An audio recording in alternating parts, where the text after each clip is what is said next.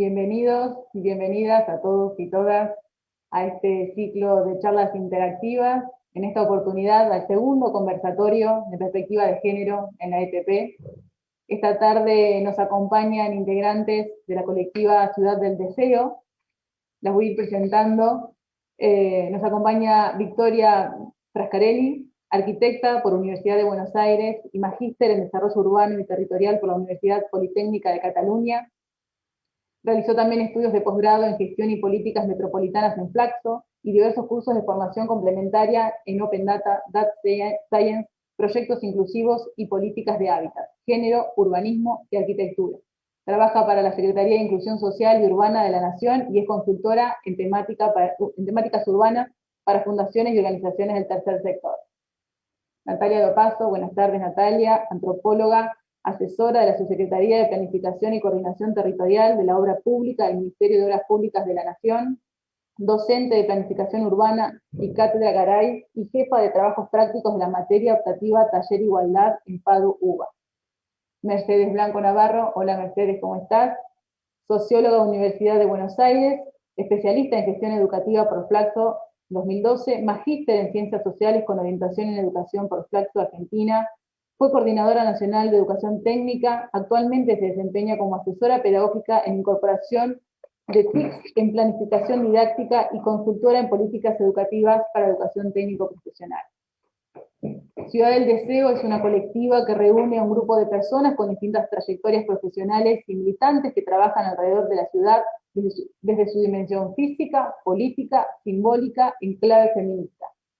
Hoy 20 arquitectas, sociólogas, antropólogas, trabajadoras sociales, abogadas, geógrafas, artistas y gestoras culturales se reúnen semanalmente para imaginar la ciudad deseada, es decir, la ciudad feminista, e impulsando diversas líneas de trabajo de acción. Gracias, chicas, por estar hoy acá en este segundo conversatorio que venimos realizando desde la Subsecretaría de Educación Técnico Profesional. Los temas que nos convocan hoy, donde nos vamos a escuchar con mucha atención y vamos a recuperar consultas y dudas, preguntas desde el Facebook que nos está acompañando. Los temas son ciudad y género, el trabajo en la obra, arquitectura y género, la educación técnica de maestros y mayores de obra. Así que sin más, les paso la palabra, chicas. Muchas gracias. Muchas gracias, a toda la Secretaría. No sé si las compañeras quieren compartir. Nosotras preparamos una charla. Antes que nada, nos da mucho gusto poder estar hablando con, todas ustedes, todes. Un poco poder compartir estos espacios es lo que le da sentido a esta colectiva que se gestó un poco como una excusa para hablar de temas de ciudades y de feminismos, en el marco de todo lo que fueron las movilizaciones feministas de los últimos años. Entendiendo que no hay una sola profesión o una sola forma de hacer o pensar las ciudades, sino que desde muchos lugares se puede intervenir, ni siquiera teniendo un rol profesional, sino desde el hecho de que todas las personas, o en su gran mayoría, vivimos en ciudades de diferentes escalas, o en poblados, o en comarcas, en organizaciones del territorio. Entonces, un poco lo que les venimos a traer hoy es esto, son estas tres como dimensiones de la charla.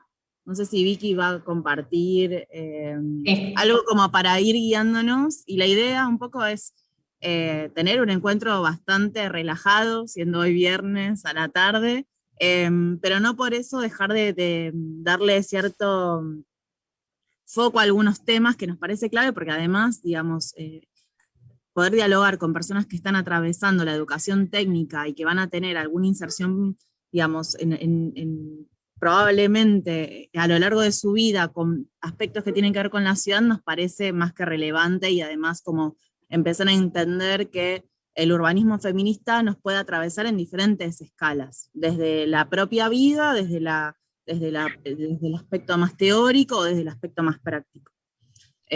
O obviamente militante, político, activista. Así que no sé, te doy, dale.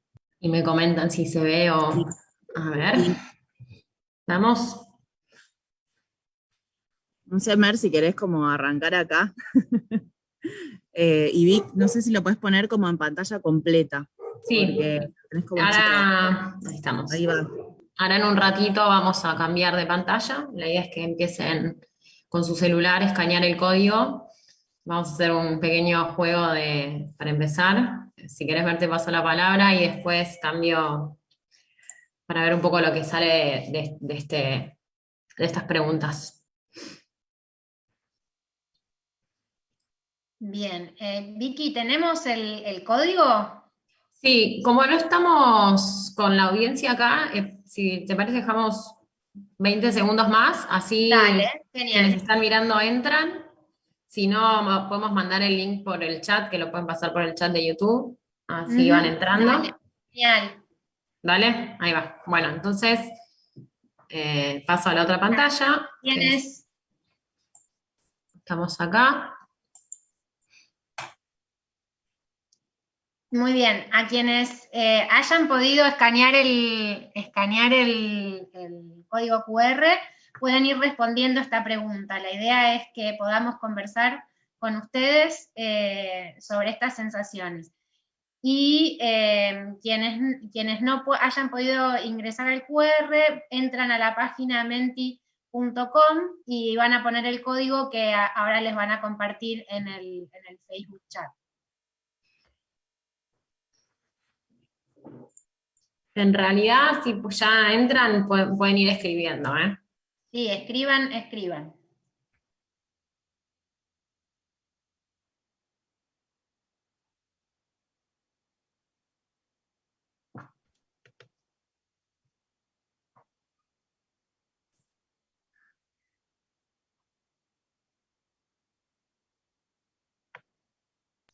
Por ahí lo que podemos hacer mientras se va completando esto es arrancar a contar un poco qué es el urbanismo feminista, si les parece. Genial. Y no sé, Vic, si querés como volver a la otra presentación, así vamos como charlando y cualquier cosa vamos compartiendo que se va escribiendo desde la aplicación. Dale, vuelvo acá, ¿me ven? Sí, ¿no? Bárbaro, se ve perfecto. Bueno, si querés pasamos un par de filminas y un poco esto, ¿no? Como son estas tres partes, un poco qué es el urbanismo feminista, el rol de las arquitectas, maestras mayores de obra en la construcción y el urbanismo feminista y la escuela técnica. Vamos a como arrancar desde lo más general a lo más específico. Entonces, bueno, un poco el urbanismo feminista parece, bueno, ¿quiénes somos? Esto ya lo comentamos, así que por ahí lo podemos pasar. Pero bueno. Sí, pasalo porque me parece que... Ahí está. En algún punto a veces lo que nos pasa es que los feminismos como grandes temas, como grandes paraguas conceptuales o grandes espacios políticos desde donde se puede pensar cómo hacemos para construir vínculos que no generen ni discriminación ni violencia por cuestiones de género, ¿sí? Porque las personas tengan alguna identidad particular, ya sea identidad de género, es decir, cómo se sienten, o una identidad sexual, es decir, bueno, a quién les gustan en algún punto.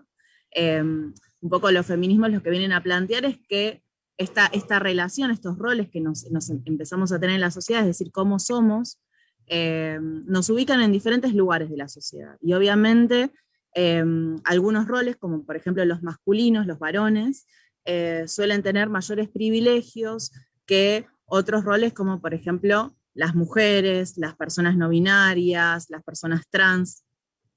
Vic se está como yendo solito, avanzando medio loco. Entonces, a ver, vuelvo atrás. Esta desigualdad de género, como gran paraguas, arrancó, digamos, empezó a permear diferentes disciplinas o diferentes aspectos de la vida, desde la educación, la salud, las relaciones con la ciudad. Y un poco lo que empieza a gestarse hace un par de años ya, es que empezamos a darnos cuenta de que las ciudades, como están construidas y como son vividas, no es igual para todo el mundo. Es decir, las niñas, por ejemplo, cómo viven las ciudades, cómo las disfrutan. ¿Alguien se hace una pregunta de cómo se puede jugar en la ciudad, excepto los lugares que están destinados al juego particularmente, ¿no? Como son los patios de juegos en las plazas. ¿Hay otros lugares para ese tipo de vidas? O las personas adultas mayores, ¿no? ¿Cómo es cruzar un semáforo cuando tu movilidad, o sea, cuando caminas más despacio? O, por ejemplo, ¿qué pasa si una autopista está atravesando la mitad de dos barrios y no se puede cruzar o no se puede llegar bien a otro lado? ¿O qué pasa si me queda lejos el hospital?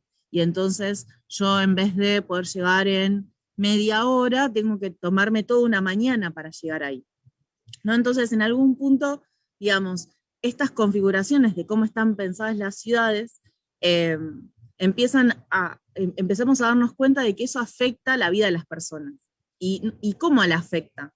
Y la afecta porque en algún punto no todas las personas tienen los mismos recursos, no todas las personas tienen la misma cantidad de ingresos. Algunas personas obviamente son de los sectores populares, otras personas son de clase media, no todo el mundo tiene auto, no todo el mundo tiene una movilidad plena, y además hay personas, en su gran mayoría mujeres, que asumen las tareas de cuidado. Entonces esas tareas de cuidado, que por ejemplo es, bueno, hacer la cena, o ayudar con las tareas escolares, o ocuparse de la salud de las familias, todas esas otras tareas, lo que dicen los feminismos es, esto es trabajo que no es reconocido y que no se paga. Ahora, ¿qué tiene que ver las tareas de cuidado con las ciudades? Bueno, que históricamente es como si las ciudades, las personas que van diseñando las ciudades o que van interviniendo sobre las ciudades, no pusieron en valor esas tareas de cuidado. Entonces no le dieron lugar, no le dieron diseño, no le dieron equipamiento. Y entonces acá viene algunas feministas urbanistas, arquitectas, geógrafas, sociólogas, antropólogas, que empiezan a hablar de esto, ¿no? De la reproducción de nuestra vida, es decir, poner la vida en el centro. ¿Y esto qué significa? Usualmente estamos acostumbradas a mirar las ciudades como si fuera desde un plano, desde arriba, ¿no? Como si no estuviéramos, como si no viviéramos esa ciudad. La miramos con una distancia, a veces objetiva, o falsamente objetiva, que no nos hace como hacernos parte de la ciudad. Y entonces la vida cotidiana, las actividades reproductivas, o sea, digamos, si tuviéramos que dividir en dos grandes grupos, tenemos las productivas, las económicas, las del trabajo, y después tenemos las reproductivas, ¿no? Ir a la escuela, divertirse, salir, no sé, hacer las compras del súper, no sé, correr, hacer deportes. Todas esas otras actividades usualmente no tienen lugar. Y esa escala de esas actividades son las escalas usualmente barriales. Pero no todos los barrios son iguales. Y no todos los barrios tienen los mismos servicios, o los mismos equipamientos, o el mismo lugar, o inversión pública, o cabeza puesta para que puedan ser llevadas adelante. Entonces, como esta vida cotidiana no tiene tanto valor, entre comillas, socialmente hablando, es que el urbanismo feminista empieza a decir, che, la forma en la que están diseñadas y pensadas las ciudades no es natural. Así como tampoco es natural que haya personas que no tienen acceso a la vivienda, o no es natural cómo están diseñadas las viviendas, que es algo que va a hablar Victoria un poco más adelante. No sé, Vic, si querés pasar un toque el slide. Y un poco la colectiva Ciudad del Deseo, lo que empieza como a hacerse preguntas es, bueno, ¿cómo hacemos para dar cuenta de que estas otras cosas que también pasan en la ciudad son legítimas? Y una de las estrategias que se nos ocurrió fue, por ejemplo, empezar a hacer mapeos colectivos en el espacio público en diferentes eventos, por ahí de marchas sí, eventos feministas. Y entonces uno, por ejemplo, que acá les queremos mostrar fue, bueno, el mapeo sobre qué pasa sobre estas prácticas que, bueno, ahora es legal, el aborto está legítimamente reconocido por el Estado, pero en muchos lugares o por muchos años no era reconocido. Pero efectivamente es una práctica que sigue sucediendo, sea legal o no. Entonces empezamos a mapear esta actividad, que podría ser esta u otra, ¿no? Puede ser también, por ejemplo, un mapa del disfrute. Bueno, ¿qué cosas me gusta hacer? Okay. ¿Por qué? Porque ese mapa puede empezar a visibilizar y poner en diálogo actividades o cosas que pasan en la ciudad que también pueden dialogar con otras cosas, como por ejemplo los mapas económicos, los mapas de relieve, el mapa político, el mapa físico, ¿no? Los mapas tradicionales que nos enseñaron en la escuela. Y de ese modo podemos empezar a como llenar con capas, como si fuera, no sé, el Photoshop o esos diferentes filtros que se pueden ir agregando y pueden ir empezando a contar otras historias que suceden en la ciudad. Y otra cosa que plantea el urbanismo feminista es cambiar la escala. Y cambiar la escala es también pensar, por ejemplo, en el cuerpo. Bueno, ¿qué nos pasa, por ejemplo, a las mujeres y las disidencias cuando estamos en la calle? En la calle o adentro de mi casa. Es conocido, digamos, es públicamente reconocido que las estadísticas de violencia que sufren las mujeres por el hecho de ser mujeres, o las personas trans por solo el hecho de ser trans, sufren violencias particulares, que se llaman o femicidios o transfemicidios, ay, se me acaba de ir la palabra, que sería el caso más extremo de violencia, ¿no? Cuando termina en muerte. Pero hay otras violencias, además de esas, que suceden, por ejemplo, o en el espacio público o adentro de las casas. Bueno, ¿qué pasa si las empezamos a mapear? ¿Qué pasa si empezamos a contar todo eso que a mí me pasa en el cuerpo, por ejemplo, cuando yo estoy caminando en el espacio público y tal vez no me siento cómoda o cómode?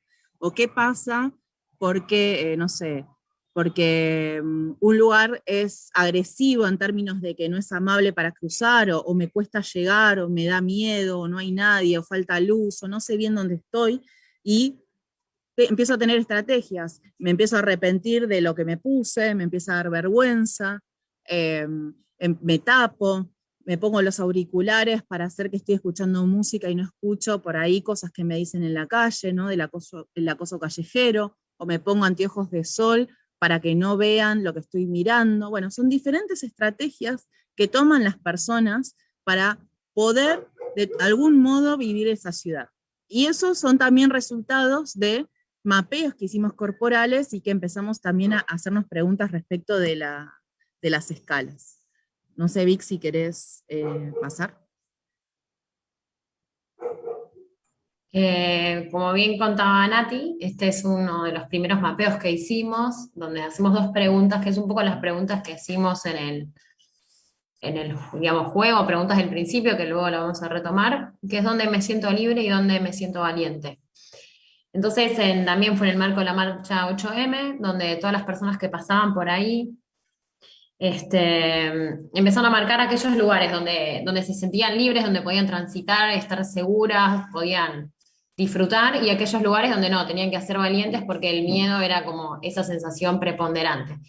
Entonces es interesante porque empiezan a aparecer algunas respuestas georreferenciadas, lugares inseguros, lugares donde no me siento tan cómoda, lugares difíciles de transitar, y empiezan a aparecer estos sectores y estas respuestas donde nos damos cuenta que la ciudad no es igual para todos ni para todas, no es lo mismo transitar, aunque yo sea la misma persona, en distintos horarios, con compañía, sin compañía, personas con movilidad reducida, personas que tienen niñas a cargo, etc.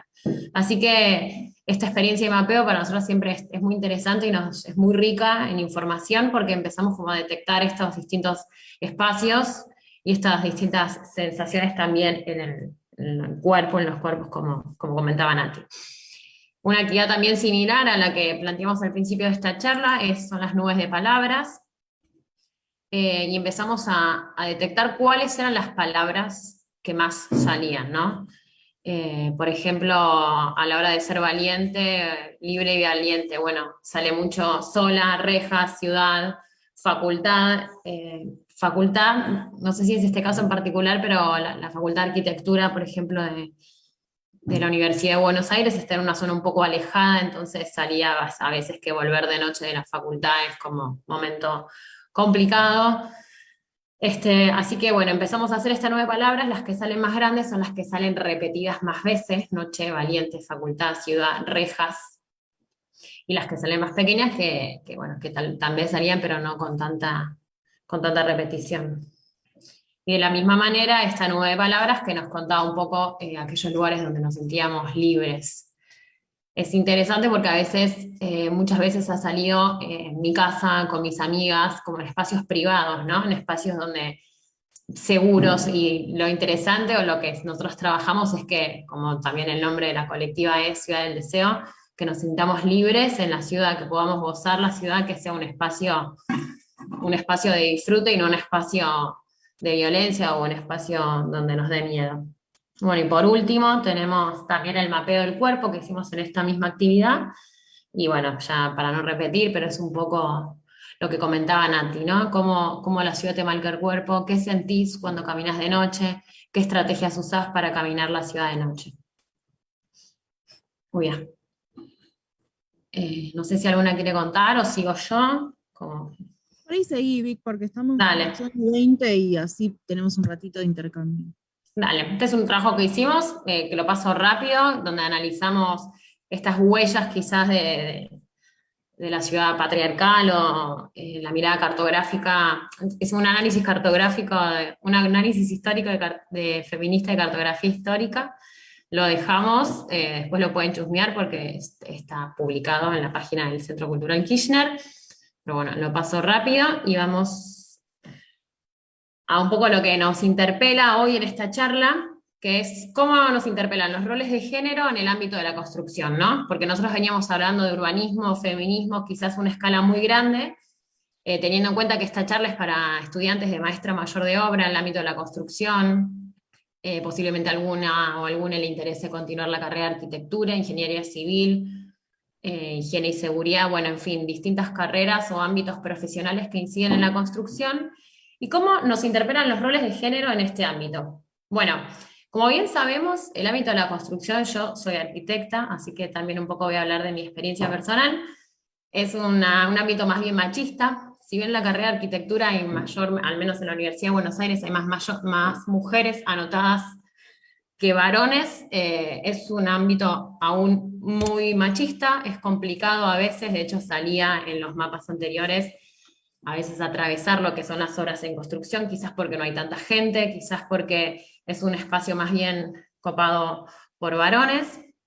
Y también la simbología urbana a veces nos habla un poco de cómo está, no sesgada, pero cómo está fuertemente, digamos, ocupado, es un espacio digamos, de una incidencia mayormente masculina. De hecho, toda la cartelería, precaución, hombres trabajando, ¿no? Ya desde el lado simbólico, caminar por la ciudad y ver este mensaje es como, ok, acá las mujeres no tienen lugar, no tenemos lugar, este es nuestro espacio y ya. Bueno, entonces, desde el ámbito de la construcción es interesante poder ver que también se puede trabajar la arquitectura, la construcción desde la perspectiva de género.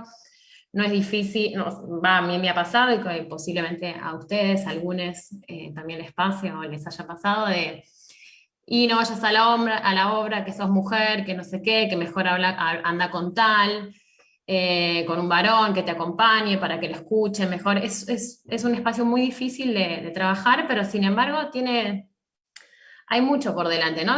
Primero desde las mujeres como constructoras, mujeres albanilas, que empiecen a aparecer, digamos, otras identidades en el ámbito de la construcción, y también a la hora de diseñar o de pensar un proyecto de arquitectura, cómo incluir la perspectiva de género, ¿no?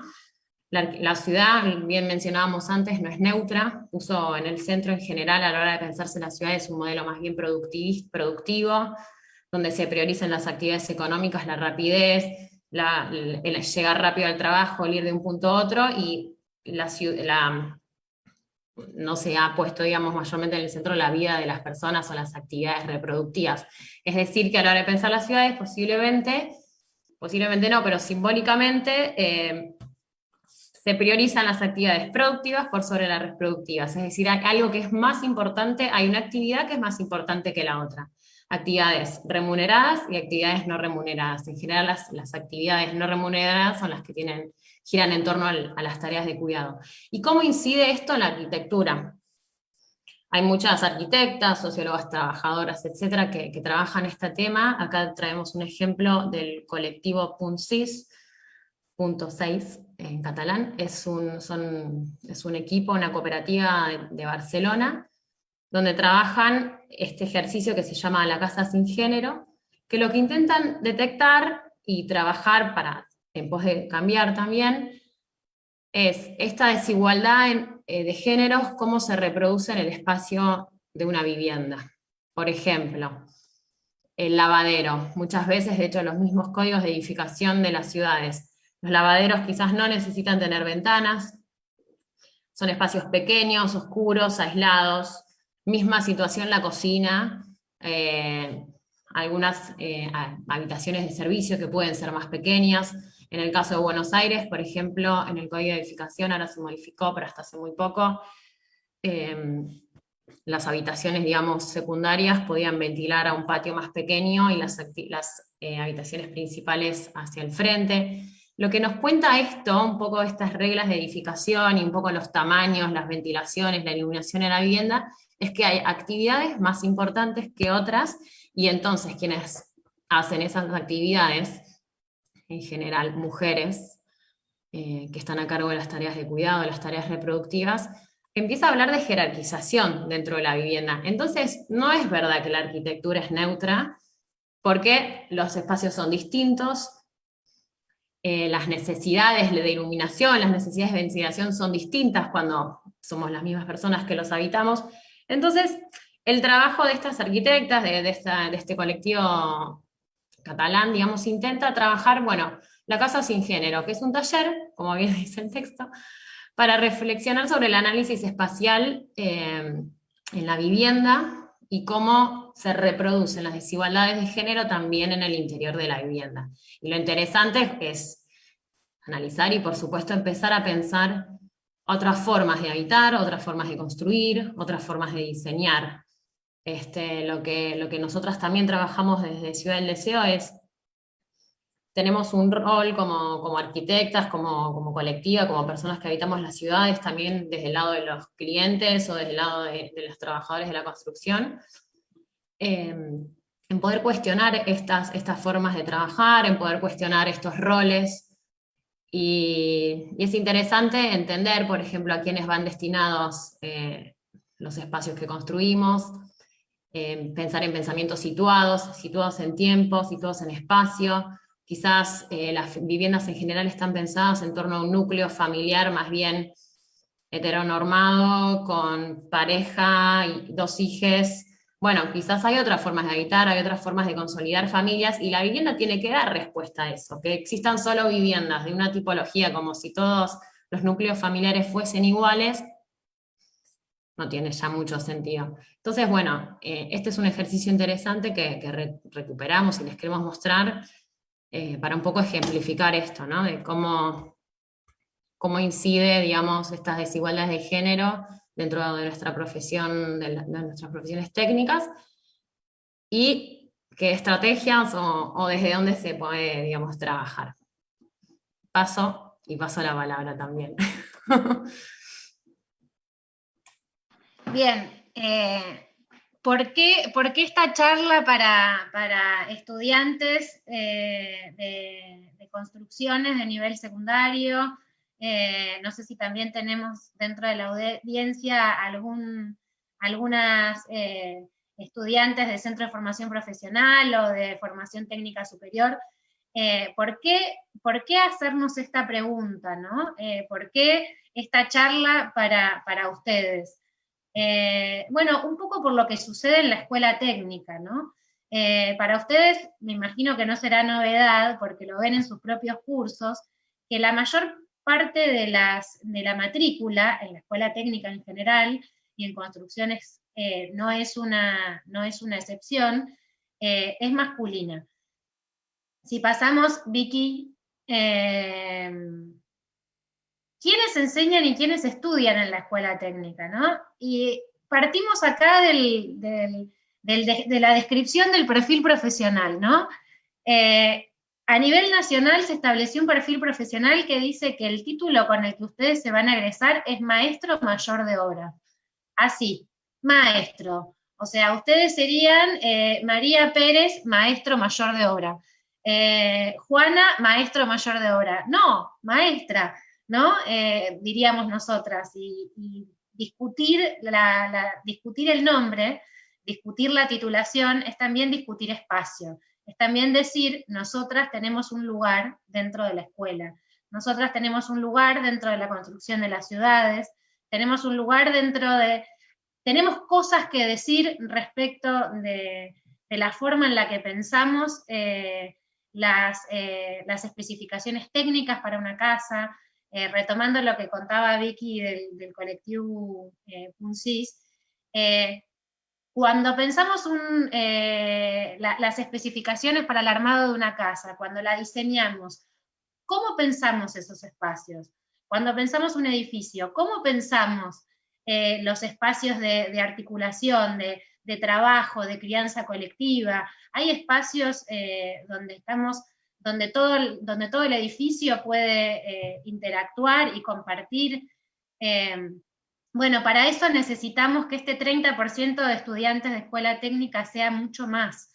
Necesitamos que ustedes no sean valientes por estudiar en la escuela técnica, que sean simplemente alumnas de la escuela técnica, estudiantes de la escuela técnica, y en eso es muy importante que den difusión, ¿no? Que hace unos años, cuando festejamos los 10 años de la ley de escuela técnica, habíamos armado un video y había unas chicas que decían, ahora la técnica también es para nosotros. Bueno, para nosotras. Bueno, dar esa batalla, dar ese espacio es importante. Y uno de los lugares donde se puede dar ese espacio es cuando ustedes egresen, volviendo a la escuela como docentes, como responsables de pañol, como pañoleras, como docentes de taller, como ayudantes de taller.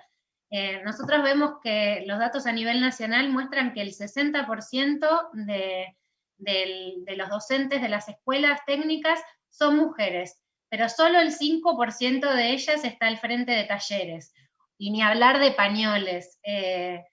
Buscando información para esta charla y para poder conversar con ustedes, me puse a buscar en internet y aparecen notas de Clarín, de Página 12, de Perfil, El Lobería, hay una escuela que tiene una pañolera mujer. O sea, es una noticia porque no estamos disputando esos espacios. Y a eso un poco es a lo que las venimos a convocar. A mí me tocó la parte revolucionaria de la conversación, pero me parece que es importante que empecemos a pensar estas cosas y que empecemos a dar algunas discusiones. Vicky, pasamos a la siguiente. ¿Qué pasa en el taller? ¿Qué pasa en las prácticas? ¿Qué pasa con esto en el género? Yo buscaba en internet algunas imágenes.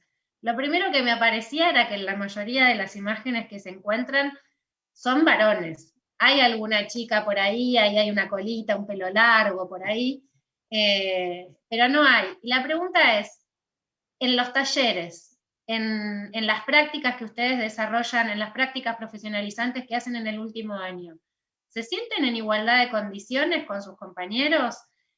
¿Los docentes les están dando el espacio? O cuando, por ejemplo, hacemos una construcción, no, las chicas no, esta es una cosa que hacen solo los varones. Cuando les hicieron hacer la elección de la especialidad, les decían que había cosas que ustedes no iban a poder hacer.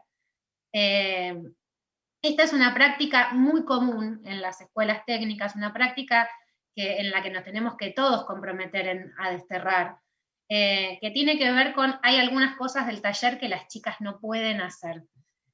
No, bueno, mirá, si vamos a construir una pared, no, la bolsa no, bueno, no, el cemento vos no, esto no, bueno, ojo con esta máquina que es peligrosa.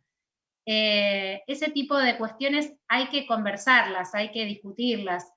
Uno puede acercarse al docente y decirle, che, mirá, yo sí puedo hacer esto, o de qué manera se organizan ustedes al interior de la escuela para poder dar estos debates. O sea, no solo el debate de la planificación, del diseño, sino también el debate de las prácticas cotidianas, la búsqueda de otros lugares, de correrse del rol asignado y empezar a dejar algunas prácticas discriminatorias que no tienen, yo en esto no creo que los docentes tengan maldad, digamos, muchas veces, sino que tiene que ver con prácticas culturales muy arraigadas, con una cultura de la educación técnica que, así como dice que la educación técnica no es para todos y tiene una tendencia al desgranamiento enorme, también dice que la educación técnica no es para las mujeres. Y yo creo que sí, que recontra sí.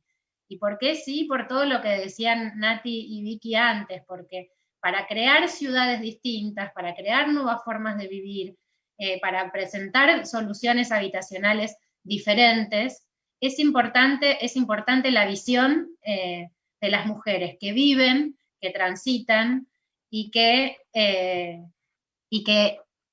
se desempeñan en el mundo con una experiencia de vida 100% distinta de los varones. Pasamos a la siguiente. Bueno, el futuro. ¿Ustedes sabían que el 45% de las egresadas de escuelas técnicas que siguen estudios superiores no eligen carreras técnicas? A nivel nacional es así. Yo me pregunto por qué.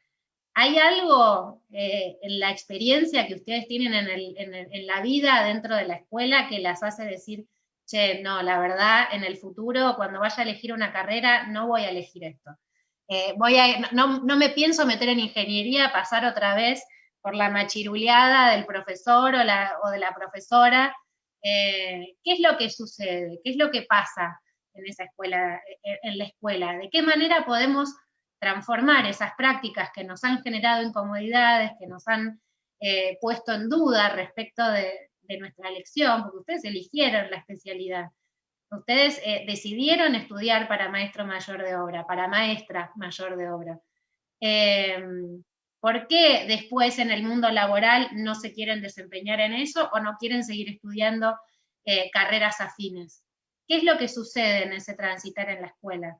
Bueno, hacerse estas preguntas, conversarlas con las compañeras, conversarlas con los docentes, conversarlas al interior de la escuela es una manera también de construir nuevos futuros posibles. Por eso esta filmina se llama El Futuro, porque estamos pensando en que ustedes sean las próximas diseñadoras de ciudades, y no solo por su práctica en el mundo laboral, sino también por su práctica en el habitar las ciudades en las que viven. Y pasamos a la última. Bueno, ¿cómo podemos impulsar el cambio hoy para que haya más mujeres que piensen y construyan la ciudad? Bueno, por ejemplo, cambiando los carteles. Parece una tontería. Vicky decía antes, la ciudad nos marca que ese no es un espacio en el que nosotras podamos trabajar. Bueno, pues sí, es un espacio en el que nosotras podemos trabajar, y de hecho algunas localidades, algunas intendencias han empezado en el código de construcción, donde aparecen estos carteles para avisar de una obra, se han cambiado el primer cartel por el segundo. Es una pequeña iniciativa, nadie dice que esto va a revolucionar totalmente el mundo de la construcción y ahora vamos a ser todas arquitectas mujeres y todas ingenieras y todas maestras mayores de obra en el mundo laboral, porque sabemos que tiene sus dificultades, como contaba Vicky antes, pero son pequeños cambios que hacen una construcción colectiva del sentido. Y bueno, ¿qué podemos hacer en mi escuela, ¿no? ¿Qué puedo hacer yo en mi escuela? Bueno, no sé, esa será una de las cosas que nos van a tener que contar ustedes.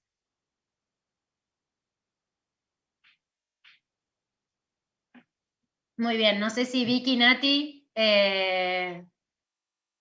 nuestra idea ahora era poder dejar unos minutos para conversar, para que ustedes nos puedan hacer preguntas.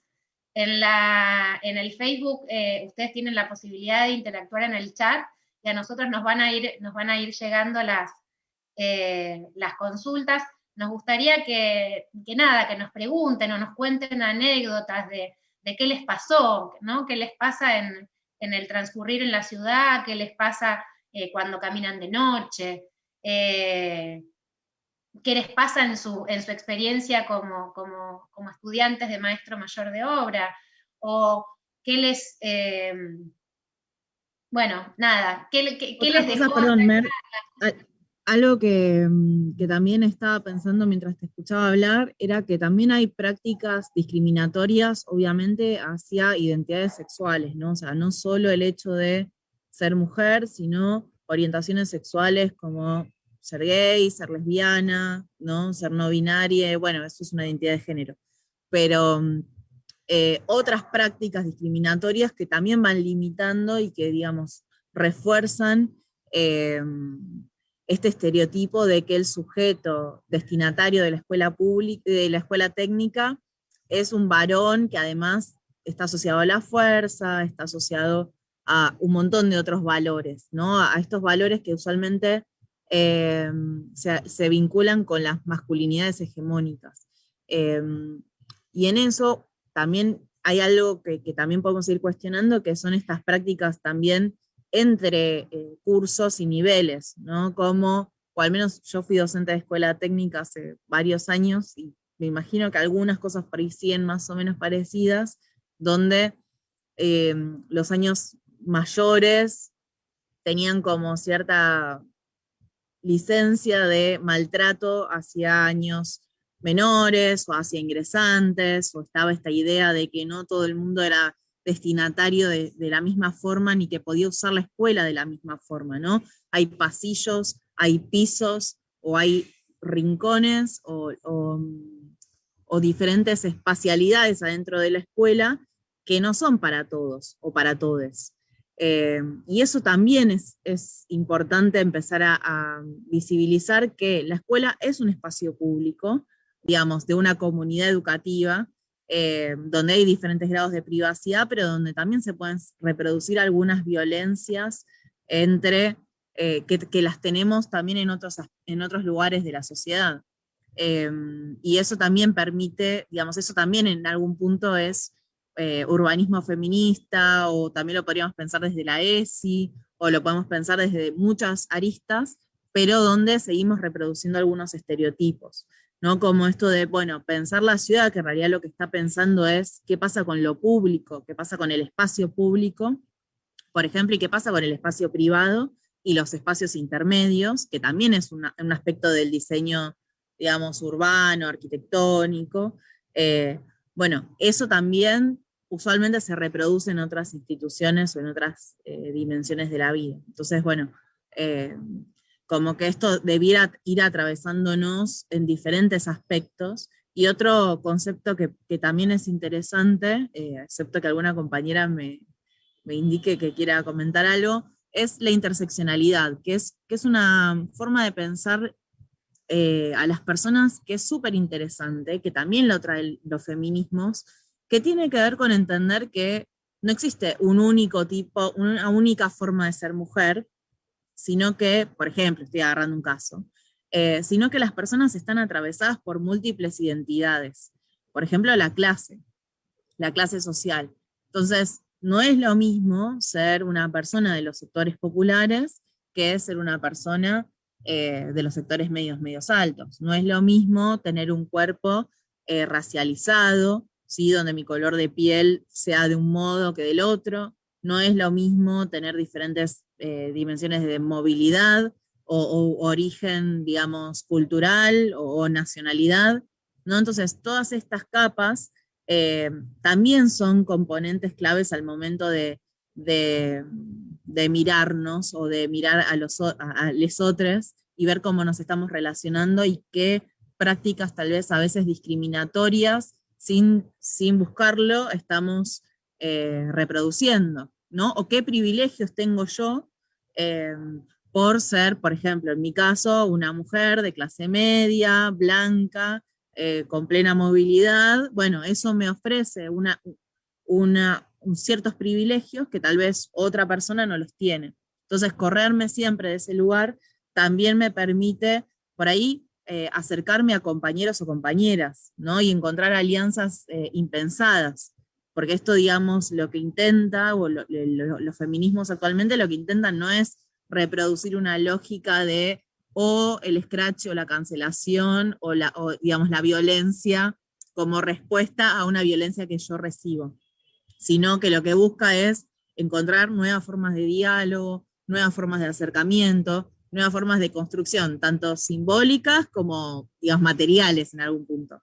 Entonces, bueno, también esto nos tensiona al momento de cómo nos estamos vinculando entre nosotros y nosotras, que también es un aspecto bastante complejo en las escuelas que tiene que ver con esto, con las denuncias, con, bueno, ahora sacamos a esta persona de este círculo de amigues o este círculo social, o se equivocó y entonces no puede volver. Bueno, eso también forma parte de pensar los feminismos y las ciudades o las formas en las que nos relacionamos, porque en realidad la ciudad es una dimensión material que nos contiene como sociedad. Entonces, bueno, hay mucho más de la ciudad o de lo construido que tiene que ver con lo social.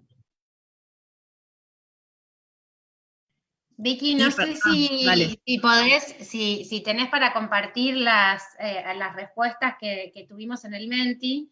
Dale. A ver. Un poco la idea que queríamos hacer al principio y al final, como pasan estas cosas de la tecnología, nos quedó para el final. Tiene que ver con hacer el ejercicio, ya que no podemos compartir un espacio presencial, compartir con ustedes esta pregunta que habíamos hecho en esa primera experiencia de mapeo colectivo en una de las marchas del 8M. Y era preguntarles eso, ¿cómo se sienten cuando caminan de noche por la calle? ¿No? Y acá, ¿qué es lo que aparece? Hay miedo. ¿Por qué hay miedo? ¿No? O sea, acá yo les pregunto a ustedes como futuras diseñadoras de ciudad, ¿qué cosas podríamos construir o de qué manera nuestra ciudad podría generar que no nos dé miedo? Obviamente no son solo cambios estructurales ni materiales. Siempre cuando nos hacen notas en los diarios, en la radio, en la tele, nos dicen, bueno, pero dame un ejemplo de cómo podría ser, ¿no? Como, decime materialmente cómo se resuelve. Y obviamente no es una cuestión de poner rampas, poner luces, cerrar este espacio, sino más bien de pensarlo integralmente y entendiendo que las modificaciones que se puedan hacer en el plano estructural, en el plano urbano, no son modificaciones, o sea, tienen que ir acompañadas sí o sí de modificaciones culturales, y creo que por suerte la generación que ustedes encarnan, y nosotras creemos que también, aunque somos un poquito más grandes, creemos, no les vemos las caras, entonces no sabemos, viene a cuestionarlo todo. A cuestionar esto. Yo no tengo ganas de vivir de noche con miedo. Quiero poder caminar tranquila, sin sentirme en peligro, sin estar apurada. ¿Por qué solo aparece a veces libre? Cuando es tan lindo caminar de noche, sobre todo cuando no hace calor y uno puede disfrutar de la brisa, ¿no? Bueno, ¿qué pasa con esto? No sé, Nati, Vicky, si ustedes Sí, están viendo alguna... No, esto, como empezar a generar nuevos sentidos, que más allá de que podamos detectar problemas, también esto nos ofrece nuevos lugares donde podemos insertarnos profesionalmente. Es decir, hay mucho para hacer, hay mucho para laburar, hay mucho para construir con otras personas, con otras disciplinas, digamos, desde los gobiernos locales hasta los espacios de investigación, los espacios de activismo. ¿Cómo hacemos para encontrar en estos lugares donde por ahí, digamos, decir, bueno, la verdad que toda esta encuesta es medio un bajón? Bueno, también nos ofrece un espacio muy creativo para decir, che, podríamos encontrar nuevas formas de disfrutar las ciudades y reclamar, por ejemplo, que las personas podemos disfrutar la noche desde un lugar vital, no desde un lugar como oscuro, prohibido. Y eso obviamente nos hace ganar en autonomía, que es como uno de los otros grandes temas de los feminismos, que es, bueno, la autonomía física, la autonomía económica y la autonomía política, que son tres dimensiones que usualmente se mira desde cómo, digamos, las personas pueden tomar decisiones, porque en algún punto lo que estamos buscando es que mayores personas puedan tomar mayores decisiones desde un lugar de libertad. Se me está ocurriendo que hay una película que está buena que se llama Canela, que es de una arquitecta trans de Rosario, es un documental que es re lindo, creo que estaba en Cinear, y después hay otros espacios súper interesantes para seguir indagando y hurgando sobre este mundo, ¿no? Vicky había hablado de las Collectiu.cis, que es un colectivo .6, que es un colectivo de arquitectas feministas, que es una cooperativa en Barcelona. Acá tenemos en Córdoba, por ejemplo, Juntas por el Derecho a la Ciudad, que es también un espacio súper interesante. Me estaba acordando de uno y se me fue, así que no sé si se les ocurre a alguna de las compañeras, que mientras pienso cuál era. La ciudad que resiste en La Plata. Y bueno, después tenemos referentas como Ana Falú, también de Córdoba. Y bueno, Isaida Mují, que la nombramos, que si bien ahora está radicada en Barcelona, es de Argentina, así que es una... Tenemos un día una arquitecta, que también es un espacio que te van contando historias de arquitectas todos los días, y que sacaron un libro, por ejemplo, de obras de arquitectura, lamentablemente por ahora en la ciudad de Buenos Aires, porque bueno, también es un proyecto autogestionado, es de Inés Moacet y de Carolina Quiroga. Carolina mira el patrimonio con perspectiva de género, Inés mira la historia de las mujeres invisibilizadas en la arquitectura argentina. Y bueno, hay como muchos lugares, digamos, desde donde nutrirse para ver que en realidad hay toda una historia que no nos la están contando, pero que existe. Ahí, Nati, vos decís eso y yo que tengo el alma en el sistema educativo, pienso, bueno, a ver si pensamos en un proyecto, ¿no? Desde la escuela.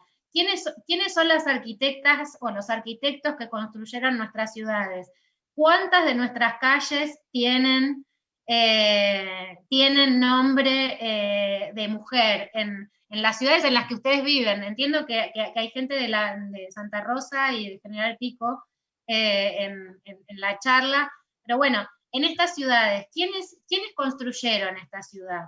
¿Hay un segundo nombre? Porque lo que nosotras descubrimos, por ejemplo, haciendo un poco de indagación en los edificios de Ciudad de Buenos Aires, es que aparece como el nombre del arquitecto principal, pero abajo hay otro nombre, y ese otro nombre muchas veces es una mujer. Pero que obviamente queda completamente, es el caso de la Biblioteca Nacional, ¿no, Nati, Vicky? Que lo construyeron un hombre y una mujer, pero todos sabemos que el nombre del varón. Bueno, poder recuperar esa historia en nuestras propias ciudades, en nuestras propias localidades, también es una manera de generar otro espacio. Poder pensar proyectos de construcciones que consideren otras formas de cocinas, otras formas de lavaderos, otras formas de convivir en familia, otras formas de familias. Son todos pequeños espacios, pequeñas cositas que podemos ir haciendo desde nuestro lugar como maestras mayores de obra o futuras maestras mayores de obra para dar esta discusión. No sé, ahí creo que Nati o Vicky, alguien quería decir algo. No, ahora, no sé, abierta a preguntas o algún comentario. Sí, yo quería permiso. La verdad que muy atenta a los aportes, a las reflexiones, para seguir trabajando estas cuestiones en la escuela, en los espacios de MMO y en todos los espacios de formación técnico-profesional, ¿no? Quiero compartir con ustedes algunas de las reflexiones de una arquitecta pampeana.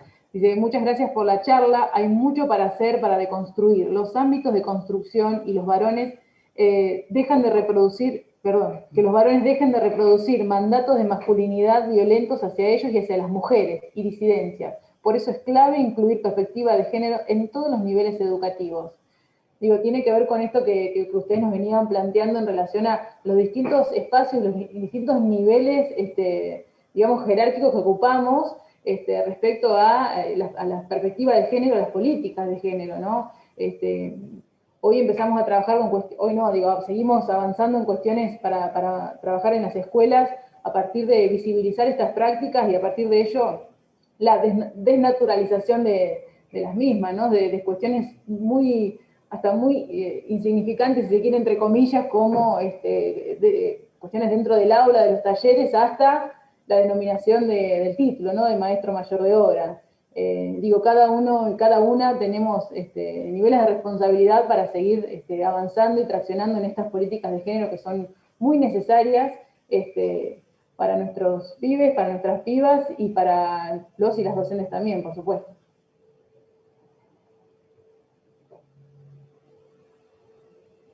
Sí, totalmente. Es un trabajo cotidiano que creo que nos tiene que encontrar sin exigencias ni mandatos de cómo ir haciéndolo, sino es un ejercicio de ir dialogando con otros, e ir encontrando lugares de oportunidad, porque también si nos volvemos a poner, digo, y es día a día, ¿no? También esto de cambiar la escala, de buscar estrategias, de buscar oportunidades.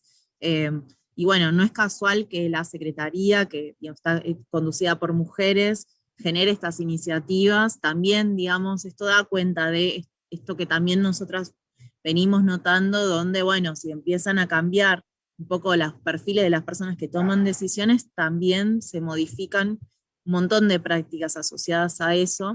Y bueno, eso es muy, a nosotras nos pone muy contentas, digamos, poder participar de este espacio. Así que les agradecemos nuevamente la invitación y estamos disponibles para cualquier tipo de consulta o compartir materiales. Nosotras usualmente tenemos nuestra página web, nuestras redes, que es ciudadeldeseo.com, también en Instagram, Facebook, Twitter, hay un newsletter, hay un montón de formas, porque por suerte tenemos compañeras que les gusta avanzar sobre esto, pero bueno, siempre nos gusta acercarnos y poder compartir.